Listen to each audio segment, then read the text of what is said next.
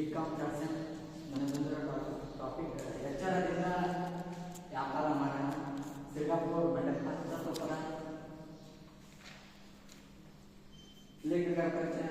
Singapore ಮಂಡಪ್ಪ ವೀರಪ್ಪನವರ ಮಗನಾಗಿ ಕ್ರಿಸ್ತ ಶಕ 1900ರಲ್ಲಿ ಕಲಬುರಗಿ ತಾಲೂಕಿನ ಚಿಕ್ಕ ಗ್ರಾಮ ಸಿಂಗಾಪುರದಲ್ಲಿ ಬಂಡಪ್ಪನವರು ಜನಿಸಿದರು. ಕೊಟ್ಟರಿಗೆ ಮನೆತನ ಸ್ಥಿತಿ ಅಷ್ಟು ಚೆನ್ನಾಗಿರಲಿಲ್ಲ. ಕೃಷಿ ಮನೆತನ, ಕೂಲಿ ನಾಲಿ ಮಾಡಿ ಉಪಜೀವನ ಸಾಗಿಸಬೇಕಾಗಿತ್ತು. ಬಂಡಪ್ಪನಿಗೆ ಆತ್ಮಹತ್ಯದತ್ತ ಸೆಳೆತಿತ್ತು. ಹೀಗಾಗಿ ಚಿಕ್ಕ ವಯಸ್ಸಿನಲ್ಲಿ ಉರುಳು. ಮುಂದೆ ಬೋಧನದ ಮಹಾಂತ ಸ್ವಾಮಿಗಳ ಸಾನ್ನಿಧ್ಯದಲ್ಲಿ ಕಾಲ ಕಳೆಯಬೇಕೆಂದು ತೀರ್ಮಾನಿಸುತ್ತಾರೆ. ಮಠದ ಸಂಸ್ಕಾರ ಶರಣ ಸಂಸ್ಕೃತಿ ತನ್ನಾಸೆ ಪೂರೈಸಿಕೊಳ್ಳುತ್ತಾರೆ. ಮತ್ತೆ ಮನೆಗೆ ಬರ್ತಾರೆ. ತತ್ವ ಪದದ ಬಗ್ಗೆ ಒಂದ್ಸಾರಿ ಓದಬೇಕಂದ್ರೆ ಎಚ್ಚರದಿಂದ ವ್ಯಾಪಾರ ಮಾಡೋಣ. ಎಚ್ಚರದಿಂದ ವ್ಯಾಪಾರ ಮಾಡೋಣ. ವ್ಯಾಪಾರಗಳು ಇಹಪರ ಎಂಬ ನೀ ಹೇಳೋಣ.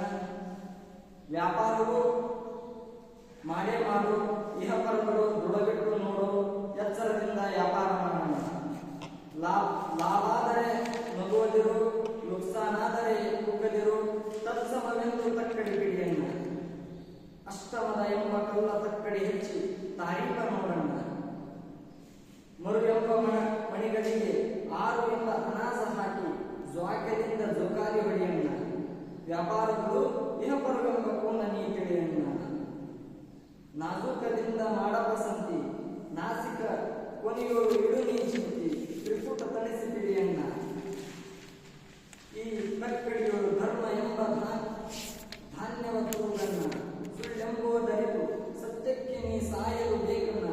ಕರೆ ಎಂಬುದು ಬೂದ್ಯಾನ ಬೆಂಕಿ, ಎಚ್ಚರದಿಂದ ವ್ಯಾಪಾರ ಮಾಡೋಣ. ತಕ್ಕಡಿ ಎಂಬಾದೊಂದು ಹಾದಿ, ತತ್ಕಾಲ ತಿಳುಕೋ ಗುರು ಬೋಧಿ.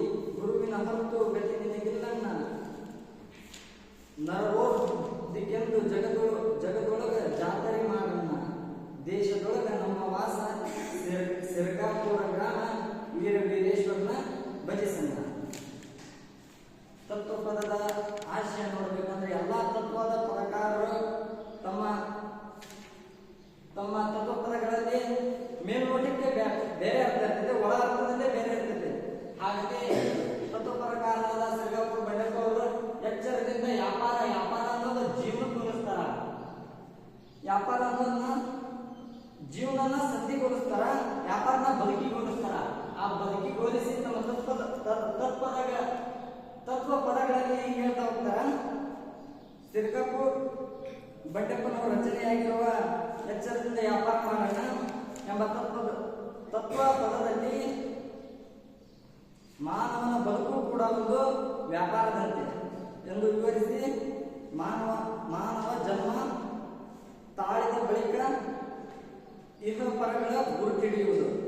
ಮಾನವನ ಜನ್ಮ ತಾಳಿದ ಬಳಿಕ ಅಂತಂದ್ರ ಮಾನವನ ಜನ್ಮ ತಾಳ್ಮೆಯಿಂದ ಇರಬೇಕು. ತಾಳ್ಮೆ, ಯಾಕಂದ್ರೆ ತಾಳುವಿಕೆಗಿಂತ ತಪ್ಪವಿಲ್ಲ ಅಂತ ಹೇಳ್ತಾರ. ತಪ್ಪಗೈದವನು ದೇವನಲ್ಲವೇ, ತಪಸ್ಸು ಮಾಡಿದವ ದೇವನಲ್ಲವು. ತಾಳ್ಮೆ ಎದರಿಂದ ಬರ್ತಂದ್ರ ಯೋಗ ಜ್ಞಾನದಿಂದ ಬರ್ತೈತಿ. ಅದನ್ನು ನೀವು ಮಾಡ್ರಿ ಅಂತ ಹೇಳ್ತಾರ ಅವರು.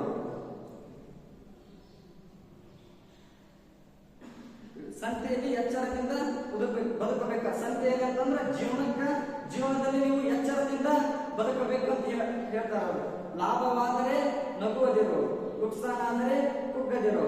ಅಂದ್ರೆ ವ್ಯಾಪಾರದಲ್ಲಿ ಲಾಭ ನುಕ್ಸಾನ ಹೆಂಗಾಗತ್ತ ಅಂತ ಜೀವನದಲ್ಲಿ ಕಷ್ಟ ಸುಖ ಹೆಂಗ್ ಬರ್ತವೋ ಹೆಂಗ. ಕಷ್ಟ ಬಂತಂದ್ರ ಹೆದರ್ಬೇಡ್ರಿ, ಕುಗ್ಗಬೇಡ್ರಿ.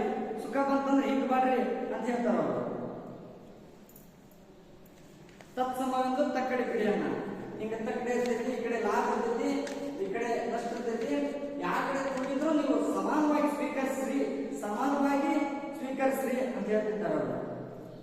ತಕ್ಕಡಿಯ ಕಲ್ಲುಗಳಂತಿರುವ ಧನ, ಕುಲ, ವಿದ್ಯೆ, ರೂಪ, ಯೌವನ, ಬಲ, ಪರಿವಾರ, ಅಧಿಕಾರ ಎಂಬ ಅಷ್ಟಮದಗಳನ್ನು ಹಾಗೂ ಕಾಮ, ಕ್ರೋಧ, ಲೋಭ, ಮೋಹ, ಮದ, ಮತ್ಸರ ಎಂಬ ಅರಿಷಡ್ ವರ್ಗಗಳನ್ನು ನಿಯಂತ್ರಣದಲ್ಲಿರಿಸಿ. ಅಂತಂದ್ರೆ ಈ ಯಾರು ಅರಿಷಡ್ ವರ್ಗಗಳನ್ನು ತಮ್ಮ ಹಿಡಿತದಲ್ಲಿ ಇಟ್ಕೊಂಡಿರ್ತಾರ ಜಗತ್ತಿನ ಶ್ರೇಷ್ಠ ವ್ಯಕ್ತಿಗಳಾಗ್ತಾರ. ಬದುಕಿನಲ್ಲಿ ಏರುಪೇರು ಬರುವುದು ಸಹಜ. ಸ್ವಲ್ಪ ಎಚ್ಚರ ತಪ್ಪಿದರೂ ಜೋಕಾಲಿಯಿಂದ ಮುಗ್ಗರಿಸಿ ಬೀಳುವಂತೆ. ಬರುವ ಕಷ್ಟಗಳನ್ನು ಎದುರಿಸಲಾರದೆ ದುಡುಕಬಾರದು. ಜೀವನದಾಗ ಬರೋ ಕಷ್ಟಕ್ಕೆ ಹೆದರಬಾರ್ರಿ. ನೀವು ಯಾವುದೇ ತರನಾದ ಜೀವನ ತೊಂದರೆ ಬಂದರೂ ದುಡುಕಬಾರ್ದು. ಯಾಕಂದ್ರೆ ಕೋಪದಲ್ಲಿ ಕೊಯ್ಕೊಂಡು ಮೂಗು ಒಳ್ಳೆ ಬರೋದಿಲ್ಲ.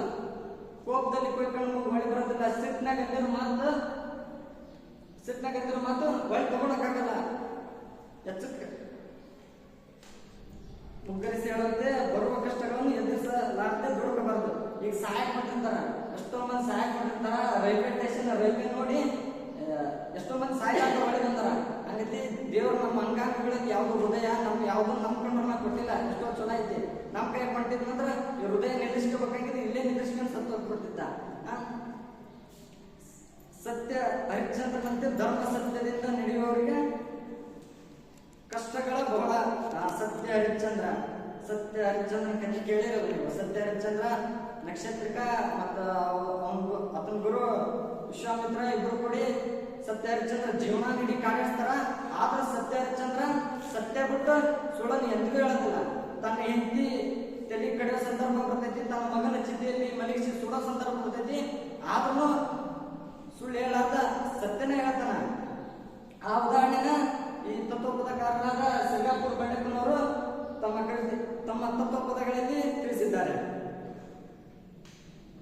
ಸತ್ಯಕ್ಕೆ ಬೆಲೆ ಕೊಡು, ಸತ್ಯ ಎಂಬುದು ಬುಧೇನ ಬೆಂಕಿ.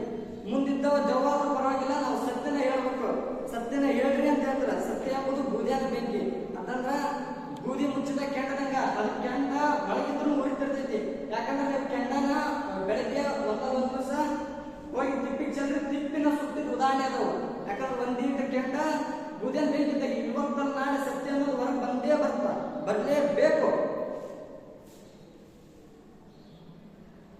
ಮೇಲ್ನೋಟಕ್ಕೆ ನಿಮಗೆ ಒಳ್ಳೆಯವರ ಹಾಗೆ ಕಂಡು ನಮ್ಮ ಸುತ್ತಲಿನವರ ಬಗ್ಗೆ ಎಚ್ಚರ ವಹಿಸಿ.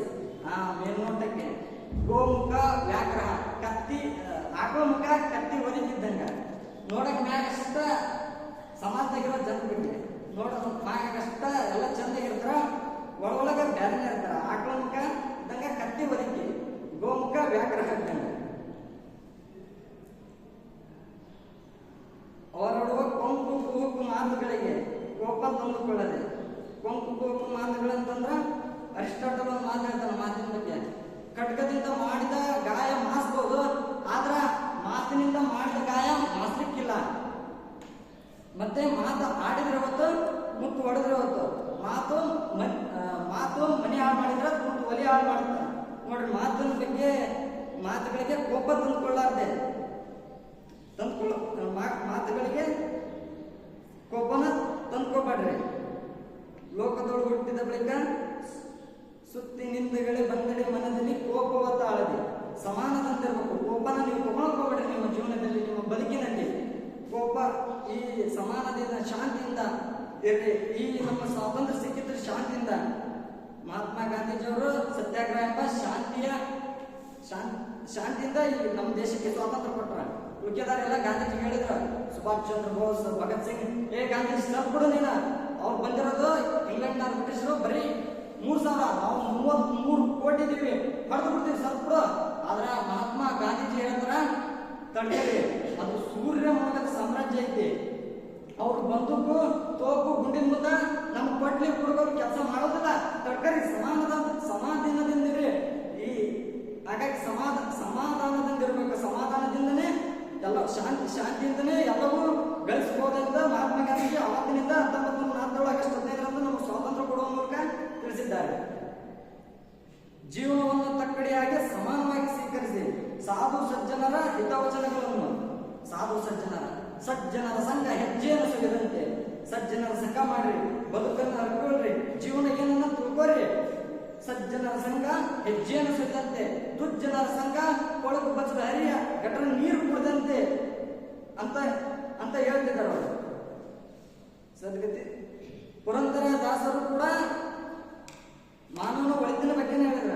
ಮಾನವ ಜನ್ಮ ದೊಡ್ಡದು, ಇದು ಹಾನಿ ಮಾಡಿಕೊಳ್ಳಬೇಡಿರೋ ಹುಚ್ಚಪ್ಪಗಳಿರ. ಹಾಗೆಲ್ಲ ಹೇಳ್ತೀನಿ ನಾನು. ಮಾನವ ಜನ್ಮ ದೊಡ್ಡದು, ತಾವು ಸಾಯ್ಕೊಂಡಿರ್ತಾರ. ತಮ್ಮ ಜನ್ಮ ಇಡೀ ಜಗತ್ತಿನ ಸೃಷ್ಟಿಯಲ್ಲಿ ಮಾನವ ಜನ್ಮ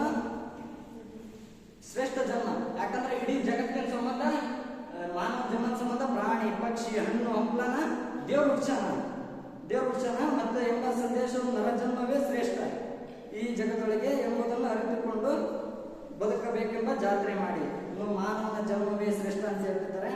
ಸನ್ಮಾರ್ಗದ ಹಾದಿಯಲ್ಲಿ ಸಾಗಿ ಸಾರ್ಥಕಗೊಳಿಸಬೇಕೆಂಬ ಆಶಯ ಇಟ್ಟಿದೆ. ಮತ್ತೆ ಲಾಸ್ಟ್ನೇ ಒಂದು ಮಾತಾಡ್ತಾರೆ ತತ್ವ ಪದಕಾರರು. ದೇಶದೊಳಗೆ ನಮ್ಮ ವಾಸ ಸಿರಗಾಪುರ ಗ್ರಾಮ ವೀರ ವೀರೇಶ್ವರನ ಭಜಿಸೋಣ. ಯಾರೇ ತತ್ವಪದಕಾರರಾಗಲಿ ಯಾರೇ ವಚನಕಾರರಾಗಲಿ ತಮ್ಮ ಆದಿ ದೈವದ ಕುರಿತು ವಚನ ಆಗಲಿ ತತ್ವಪದವಾಗಿ ಮುಗಿಸ್ತಾರ. ಹಂಗಾಗಿ ಈ ಸಿರಗಾಪುರ ಬಂಡಪ್ಪ ಅವರು ಜೀವನ ಏನೆಂಬುದನ್ನು ಬದುಕ್ಯಾನುವುದೆಂದು ಎಚ್ಚರದಿಂದ ವ್ಯಾಪಾರ ಮಾಡೋಣ ಎಂಬ ತತ್ವಪದಗಳ ಮೂಲಕ ವ್ಯಾಪಾರನ ಬದುಕಿಗೆ ಮತ್ತು ಜೀವನ